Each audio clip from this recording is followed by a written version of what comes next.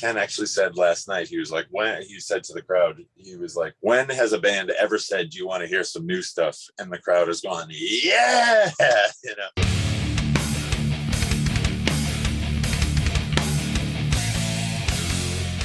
Ghost Cult Magazine welcomes in Tim Brennan of Dropkick Murphys. Tim, how are you today? I'm great. How are you? I'm well. I'm so glad to hear you're great. It is not a great time in the world, and I know. I know people are tired of hearing this broken record, and we're all fatigued from just everything in life. But I hope you, the band, your families are as well as can be. I know there's some family stuff going on with members of the band as well, but That's just true. Yeah. Yeah. all things considering, I hope you're good today. I'm glad to hear you're well because, it's a hard time. There's a lot of stuff we've all been dealing with for a couple of years, and now war on top of everything I know. else. And it certainly is day to day how people are doing, you know? It really is, and Yeah. I'm very sensitive to that as a person. So Yeah. I don't ever, as much as I love, I'm so thrilled there's music to talk about and music to go watch again. It's hard out there. I've Yeah. interviewed some people who are like, I'm not okay, but let's do Yeah. this interview anyway. So like, Right. Yeah. we're all human beings here, and we're just trying to live, no matter what you are, or where what your stance is on things, or how you're feeling day to day. It is a day in and day out process. So, man, Absolutely. you're in the tour bus. You were just doing some recording. You told me. Yep. How's it going on the road? I know it was such a loss of Dropkicks is such an iconic live band to me that it must have been brutal without shows for so long. And I know you guys made the best of it trying to get out there. Yeah, absolutely. We were able to do some live streams and stuff, but I'm coming up on 19 years in the band, and in that time, I don't know that we've been home for more than a month or a month and a half at a clip, So it was interesting to have everything just kind of come to a halt like that. It was definitely interesting. I think at first, being that we had been so long on the road without really taking breaks, I think at first all of us were like, all right, we sit at home for a minute. That's okay. We haven't been able to do that in a while.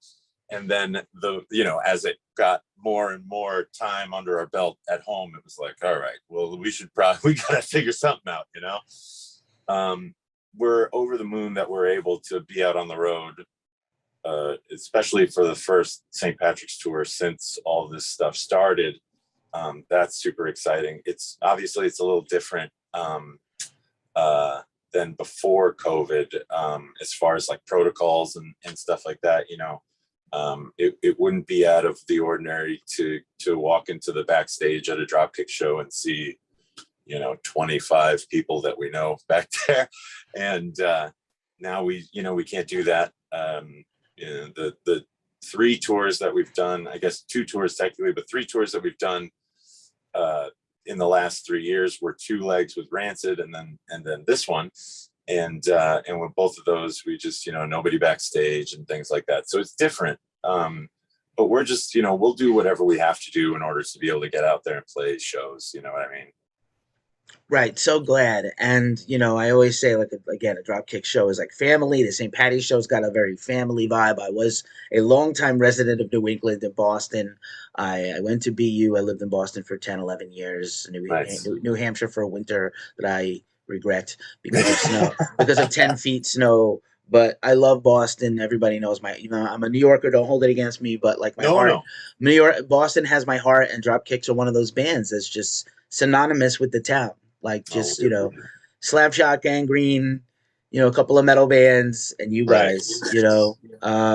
That's nice of you to say. I grew Yeah, up in Hartford, Connecticut, so I was right on the line between yeah, New sure. York and Boston, so Well, Connecticut and Rhode Island are like that. It's like AA. Boston will take you. You know, right, yeah. we'll take you. We'll take you in if you want. Yeah, Attend a meeting or a show. So it's the same yeah. thing. And yeah, I definitely did. As a New Yorker, I did my share of traveling to Connecticut for shows, and that was my Oh yeah. gateway to Boston. Same with Rhode Island. Rhode Island is pretty much, part of Boston to me. I know. Right. Boston I'm sure Light, Rhode yeah. Islanders would be mad, but like, Yeah. it's all love, y'all. It's Yeah. all love. But yeah, I'm so glad. I'm so pleased you can get out and do your thing because really, to me, as great as these records have been for over 25 years, that the live thing is the thing you guys really, that's your element. Absolutely, absolutely, yeah.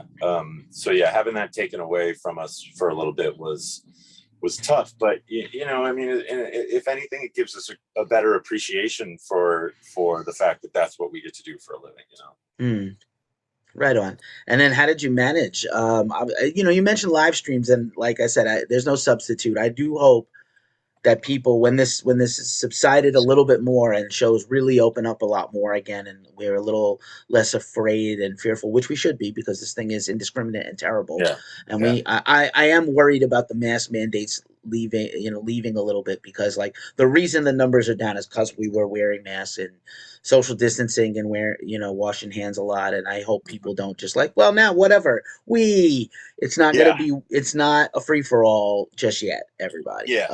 I don't want to sound like Absolutely. a scaredy cat, but it's just what's real. This No, thing. absolutely, I and lost we're friends. We lost members of our staff. Like, I just don't want to lose anybody else, or anyone else.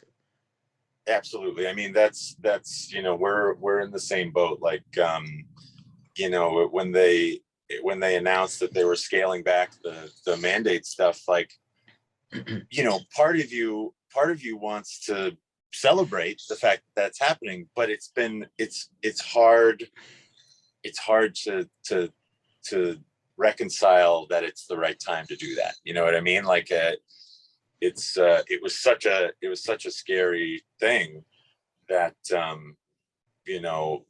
think I don't think it's crazy for a lot of people to say, I don't know if we're ready to do this yet, but yeah, you're absolutely right. And I mean, it's so that adds a little trepidation to being on the road. But like I said, we're so glad that we're out here able to do it, and we're just trying to be as safe as possible. We sort of travel in our own bubble, and it's so far, knock on wood, it's worked out okay. um, Right. and hopefully we can get through the rest of this, and do our St. Patrick shows, and make it through the end of the tour. Right on. Fingers crossed for all Yeah, your safety and positivity and PMA, and let these shows happen. They're always such a blast.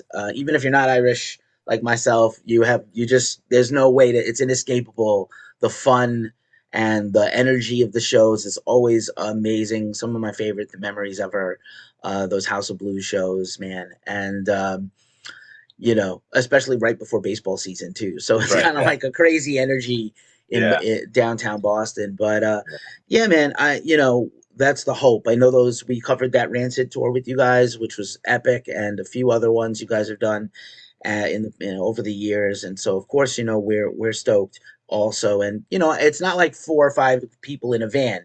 You guys are an operation, tour buses, yeah, gear, trucks. It's multiple people on stage. It's easy to social distance if you got 4. It's right, yeah, harder with like 15. yeah, big time. Yeah, so I mean, that's why we try to do the sort of traveling bubble thing, because it's just, there's so many of us between the band members and the crew guys. There's so many of us, so we try to keep it sort of as tight as we can. But yeah, yeah, it's a thing. Right on. It's a whole thing. It's a whole Yeah, thing. So I it's a whole appreciate you thing. guys. I appreciate you guys. And I appreciate, there's like the unsung heroes of this whole thing. There are people who are like COVID safety experts now, and venues have your COVID safety people, especially a lot of the Live Nation ones, and Mhm. theaters. So, much love to those people who are really on the front lines of your angry people, like, I don't want to. Yeah, And like, why do we still have to? Because we kind of have to still. I know. And Yeah, I just went to see, I'm in Northern California, where we're heavily vaccinated, and I'm vaxxed and boosted and happy about it. I saw mhm. the Circle Jerks tour, which is their first show in 15 years, first Yeah, big tour in 15 years. And it's Circle Jerks, Adolescence, and Negative Approach. Awesome. And I even went to the front. I'm old and I don't really mess with the front and the mosh pit anymore, but I was up front and I yeah, was really feeling it and having a good time. And I was like, man, this is where we need to get back to. And then I retreated to the back because I'm old and I don't want to be right. hurt bad the Yeah, next day by getting, moshed into by somebody. I can't take this stuff anymore. Too round. That's right. But and too old. But I wanted to feel that feeling, and I think a lot of people have been so pent up and so caged in. Unfortunately, like our mood, like you said, our mood is day to day, man. So a show is really the live thing is the release we need, and I do hope people come back because live streams were wonderful and they were a source of income and they were a great way to promote your record. You were at the end of a tour cycle, before, and then your record came out in the midst of this thing, so a Yes. year ago. So Yeah. it's hard, and I think, like you said, your St. Patty's tour, the 2020, was literally the week things started to slow down was the 14th. Brutal, just It was brutal. The crazy. 14th in January 20th. Not to keep belaboring this thing, but like, yeah, No, of course. Yeah. we're not out of it yet, and a lot of people lost our lives a little bit, and I'm Yeah. glad you guys are still. Some bands broke up, so I'm glad you guys are I still out know. there swinging. Yeah. And there was a lot of bands that were we were in the fortunate position having been touring constantly for at that point 22 years or 23 years, whatever it was, that we had never really taken time off. So luckily from working all that time, we were able to, it was okay for us to take a little bit of time off. But I mean, the next sort of level down from us, those are bands that need to tour all the time in order to make it work. And for bands like that, it was crushing. You know what I mean? It was nearly crushing for us. And like I said, we've been on the road for 20, however many years already. So we were in an incredibly fortunate position, thankfully. And then, like you said, we got to do those live streams and everything. But it's good. It's good to be back. But we just, God willing, we'll get to a point where we can sort of enjoy shows like we did, there was that like 2 weeks during the summer. The only show that I've been to, apart from a Dropkick show, the only show that I've been to in the last 3 years was one in July last summer. And it was right in that sweet spot where we were like, it's over. We're done. And we had a great time that night and everything, but then it like just ramped back up after that, Yeah. So it's scary. And as far as all that happening right as we were about to do our St. Patrick's shows in Boston, that was sort of what told me how serious it was, because we don't cancel shows for anything. I'm well aware. You And guys are like a Hydra. You can cut off one arm and you'll yes, compensate. exactly. And I know Yeah, you guys, people have family crises and the personal shit comes up and yeah, medical emergencies, and you guys never cancel. I know that. never. We do our damnedest never to cancel. And so when I got the call saying St. Patrick's Day shows in Boston aren't happening, that's when I was like, oh my Yeah. Lord, this must be serious. I think for me it was that and South by. When South by was Yeah, like, oh yeah, there's no way we can do this thing. I was like, okay, this is terrible. yeah, yeah, For the whole business. So, and yeah. for whatever it's worth, just to change it up for a second now. So we're back to shows, and you didn't really get to tour much for Turn Up, for the Turn Up record. And you guys have so many songs, and I know you do very long shows, but like, how do you incorporate these new songs that you haven't gotten to do yet? I haven't cheated and looked at the set Right. list, so you have to Yeah, humor this question a little bit. I could have looked, but I didn't. I try not to. But how do you then incorporate? How do you take out some classic songs that might be somebody's favorite to put in a brand new jam? that's a good question. I guess luckily we it's uh it's not too difficult. I mean, you're right. There every once in a while you got to sort of swap a song that people may love and everything, but we don't we try not to do as much as we love our new music, and as much as fans may love our new music, you don't totally want to go see your favorite band and have them just play the new stuff. You know what I mean? So we've always been pretty conscious about trying to sprinkle the new stuff in, in good spots. We try not to like replace too many live favorites or anything like that. But there are occasions where you'll sort of swap one for another and see what works. And the hard part about putting that record out during the pandemic was, as you said, like normally we will put out a record and then we go out on tour for a year and just jam it down people's throats. You know what I mean? So that by the end of that touring cycle, whether they like it or not, people are singing along to the new songs. And we didn't get to do that this time. So our first opportunity to do that was on the Rancid tour this summer. And, to be honest, when we first started, there was a couple nights that were freaky because we were like, they don't know the new songs yet. You know what I mean? But that's the thing that you just kind of got to plow through that feeling freaked out about that sensation. And there's always a good way to do that is to, you play some new songs and then, you after you're done playing a couple new songs, you play a few songs that for sure that the crowd is going to like, Of course. And you can always follow up like a brand new one no one knows with like a classic to help you out. Okay, did you not know that one? Here you go. Yep, absolutely, yeah. As Ken actually said last night, he was like, he said to the crowd, he was like, when has a band ever said, do you want to hear some new stuff? And the crowd has gone, yeah, Almost never. So, well, yeah, exactly. So, we'll make people aware that we got new stuff out, and that's where we're playing a lot of stuff from it and everything. But so yeah, I mean, at this point, we take basically what are our favorite songs from the new album, and we sort of sprinkle them throughout the set, and it's worked out well so far. So nice. Because you haven't had a full shelf life for this record and tour cycle because of the world, is it too soon to talk about plans for the next record, or are you guys already making headway on some new music? We have been making some headway. I don't want to say what we're doing just yet, but we have, we did turn up that dial. We actually started recording Turn Up That Dial in the winter of 2019. And then, it wasn't until fall of 2020 that we resumed recording. And then, it came out in April of last year, I believe. And so it's been a minute now that since we've done that. So now we've gotten to the point where we started working on some other stuff. So, there are exciting things in the future.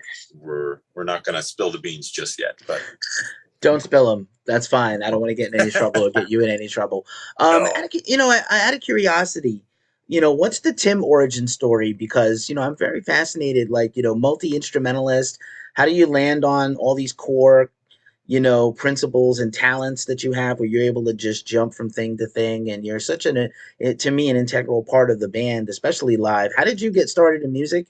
And what would you say is your core instrument if you had to pick only one? It's a strange origin story, actually. If I had to pick one instrument, it would probably be the drums. That's the first thing that I ever started with. All throughout growing up, I always played drums in bands. I think the first time I wasn't playing drums for a band was when I joined Dropkick.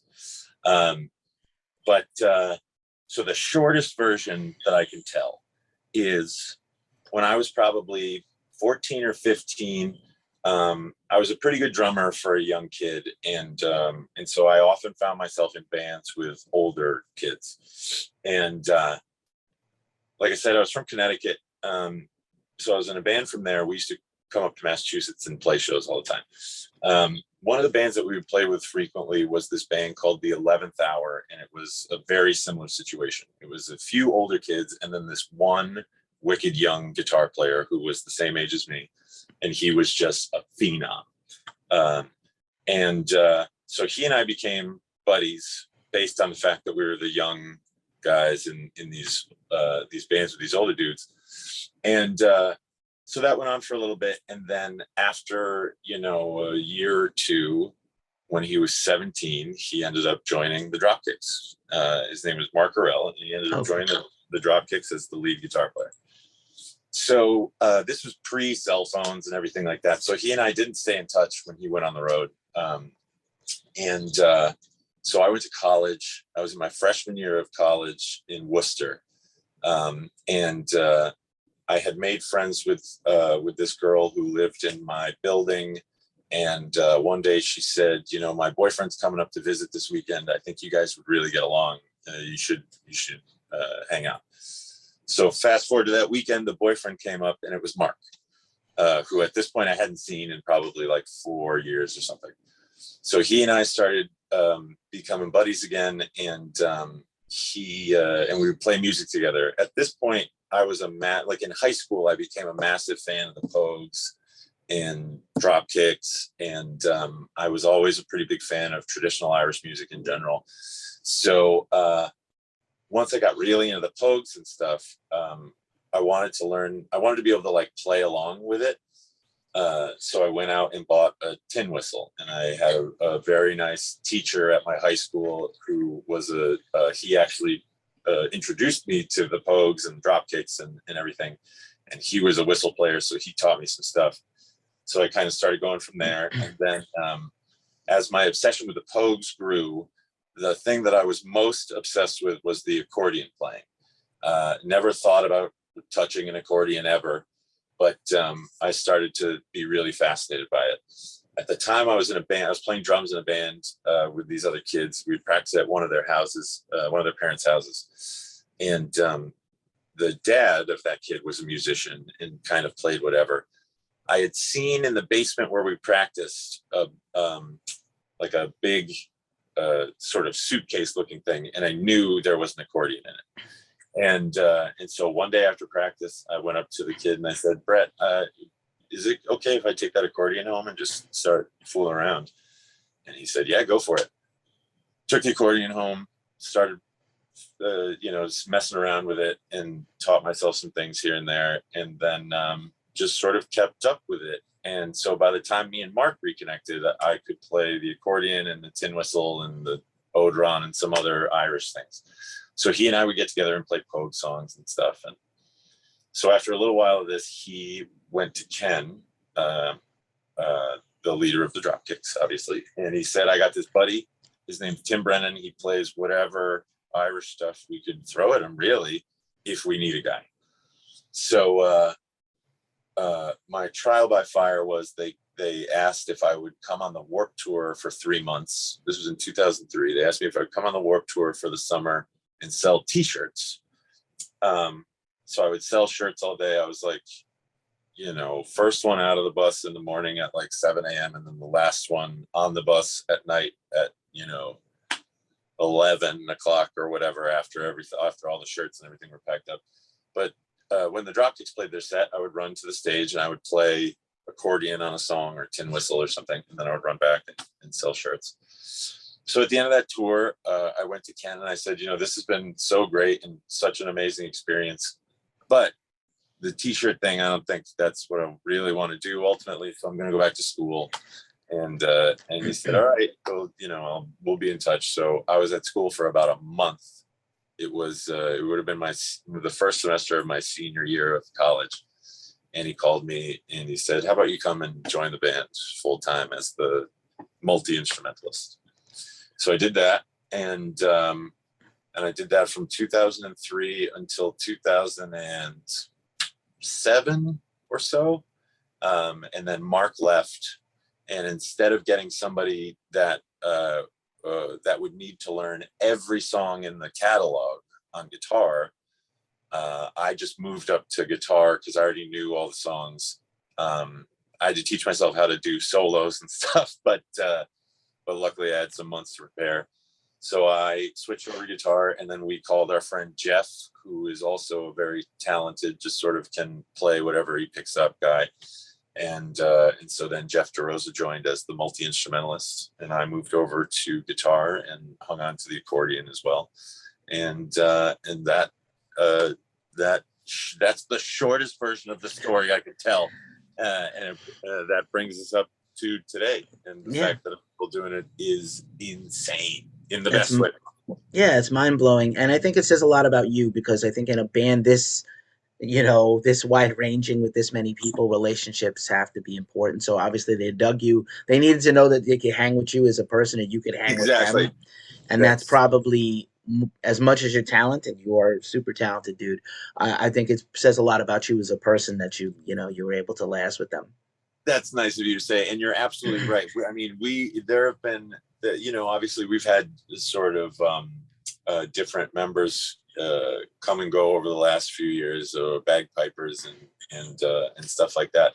And you know, when I'm as like the music guy in the band, when I'm sitting with them and like going through songs to potentially have to play on stage, I would say 35% of what I'm looking at is how well they play, you know, and the rest of it is what kind of dude they are.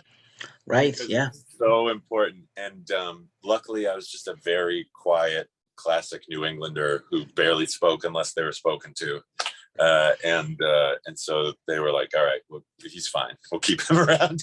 There was probably some other tests you weren't aware of. Right. Yeah. You went for the dunks instead of the Vermont Green Mountain Coffee. Right. Yeah. You know, you like the Sox probably. You Right. Yeah. know, Bruins are awesome. You know, you said wicked once already in this interview, even without the accent. Tell me you're from New England, but not from Boston when you said Worcester.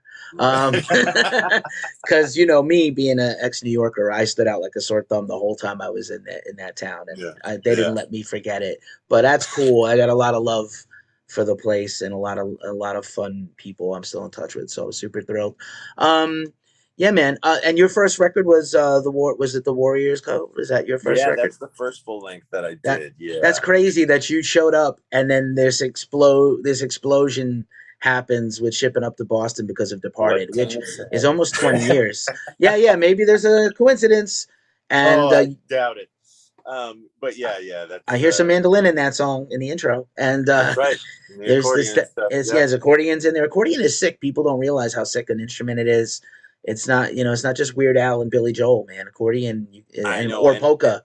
You And could if do a you lot with it. ever, yeah, and if that's one of those instruments where like people's initial reaction is like, yeah, the accordion. You see a dude who can like really play the accordion, that is something else, man. Yeah. I'm not able to do that. I can do a lot of stuff with my right hand and some basic stuff on the like bass buttons with my left, but those real accordion players who can get both things firing as if they have nothing to do with each other is just insanity. We got a Insanity. thumb hand Oh, issue there. sorry There about you go. that. That's It's okay. just I like. insane. We start reading your palm during the interview. This is a very interesting lifeline, Tim. Very long, very good. Just not that Dropkicks has any shortage of songs, but just throwing it out there, an insanely good idea for a cover would be the almost Celtic sounding "Down Easter Alexa" by Billy Joel from Stormfront from the Dude, '80s. I have brought that up before. It's funny you should say It's got that. violin. He's kind of rock, almost rock, not quite a brogue, but like Mm-hmm. it's a seafaring song because Billy Joel's Absolutely. obsessed with boats and shit Yep. and sailors. So like it's a sick song. Would be really well done if you guys threw your own stamp on it. I'm also kind of waiting for the moment when there's a. I don't think we've quite had it yet. We need like the TV show or movie to do for traditional Irish music what like Vikings did for Norse music, Right. where it comes into the consciousness again and Right. into games beyond like Civ 6 or whatever. So like anyway, just throwing things out there, man. It is awesome catching up with you. I am so happy you guys are getting to do what you love and you're getting to do what you love again because it's important. Live music is everything to me. And I hope other people feel the same because after a year of looking at my phone, I want to see some stuff in person and feel something in the room you can't get anywhere else. Can't mosh around your bedroom. That you can, but it's not the same. Yeah. Not the same. Yeah. It's Not not the the same. same. Absolutely. And yeah, man, best of luck and keep being safe out there. And hopefully we get you back out doing more and more as we get through this thing. Yeah, absolutely. Thank you so much. And the same to you out there. And I'm sure we'll be back out that way as soon as we possibly can. Word. We're looking forward to it. And thanks for hanging out with Ghost Call. We appreciate you. Of course, man. Thank you Take guys care. so much. Take care. See ya. Bye.